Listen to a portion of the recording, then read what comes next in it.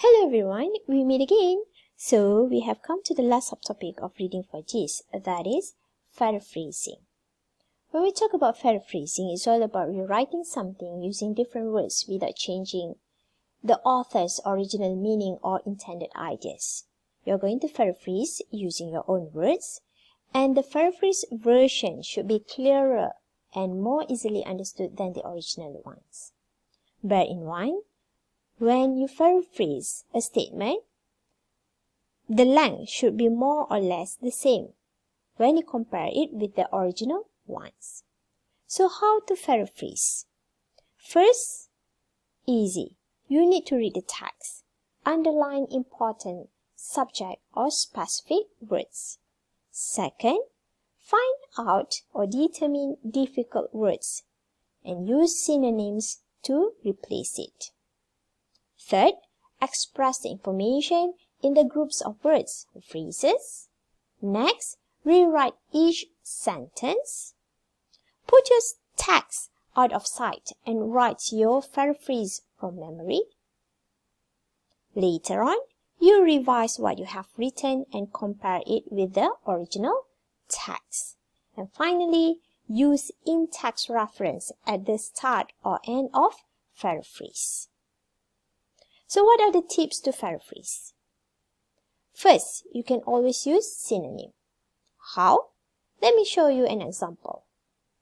This statement, he was intoxicated when he was driving. So the word intoxicated has the same meaning with drunk. So when you paraphrase the statement, you can always use synonym. He was drunk when he was driving.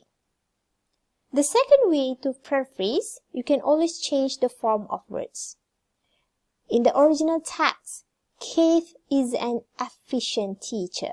So when you paraphrase it, you change the form of words into Keith teaches efficiently. Does not alter the author's intended idea, right? The third way to paraphrase, you can always change from direct speech into indirect speech or vice versa.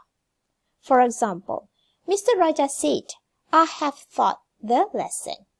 So this statement in the form of direct speech. So when you paraphrase it, change it into indirect speech.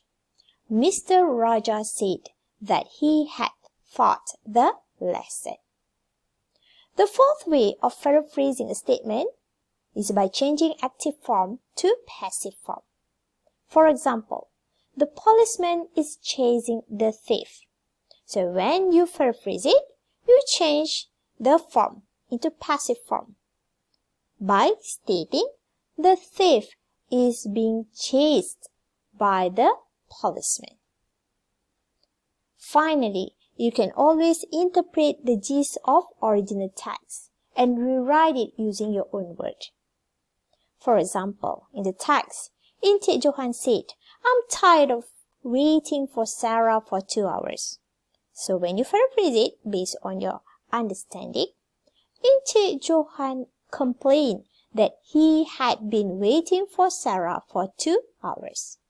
Bear in mind, when you paraphrase the statement, you did not alter the original text, the intended ideas of the author, and make sure take a look at the grammatical wise of the statement itself, whether it is in past tense, present tense, or in other tenses. You need to retain the tenses when you paraphrase the statement.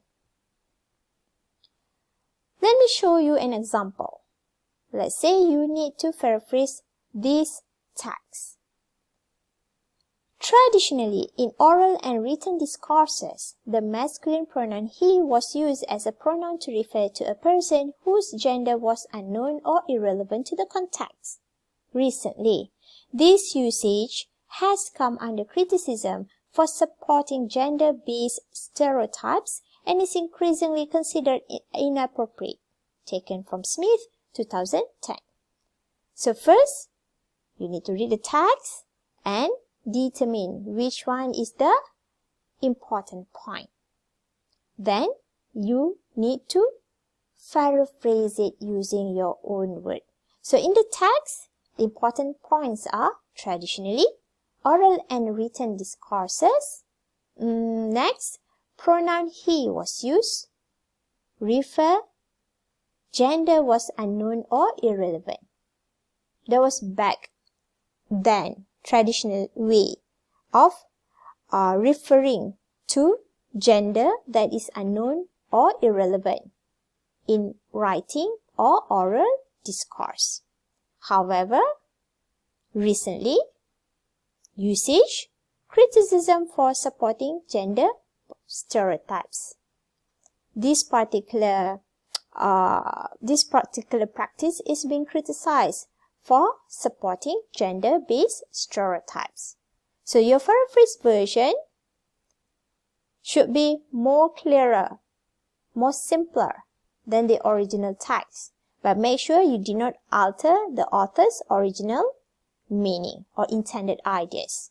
So your paraphrase sentence is, if the gender of a person was not known or was unimportant to the meaning of oral or written text, it was customarily to use the masculine form of he when a pronoun was required. However, there has been growing concern about this practice in modern usage because it appears to privilege stereotypes based on gender. So once you have done with your paraphrasing, you need to cite the source. Here, you need to indicate Smith, 2010. Moving on to the second text. Let's try it together, shall we? There are two ways to become wealthy: to create wealth or to take away from others. The former adds to the society, the latter typically subtracts from it, for in the process of taking it away, wealth gets destroyed. A monopolist who overcharges for his product takes away money from those whom he is overcharging and at the same time destroys value. To get his monopoly price, he has to restrict production. This text is taken from The Price of Inequality by Stiglitz. So in order for you to paraphrase this text, you need to scrutinize its main points. What are the main points? Two ways to become wealthy: to create wealth or to take away from others, in which the former adds to the society, the latter subtracts from it, and during the process, wealth gets destroyed. Next, monopolist who overcharges for his product takes away money from those whom he is overcharging and at the same time destroys value. The following statement: to get this monopoly price or to get his monopoly price, he has to restrict the production. So you need to paraphrase these important points using your own words. You can always change form of words here. So the paraphrase version: creating wealth adds to society, whereas taking away the wealth of others detracts from it and destroys wealth in the process. For example, a monopolist overcharging a product takes money away from the consumer, but also destroys value because in order to get the monopoly price, production has to be restricted. Remember to cite the source, Stiglitz, 2013. So when you paraphrase it, you can always utilize the 5 tips that I've given to you earlier. You need to assess your paraphrase version.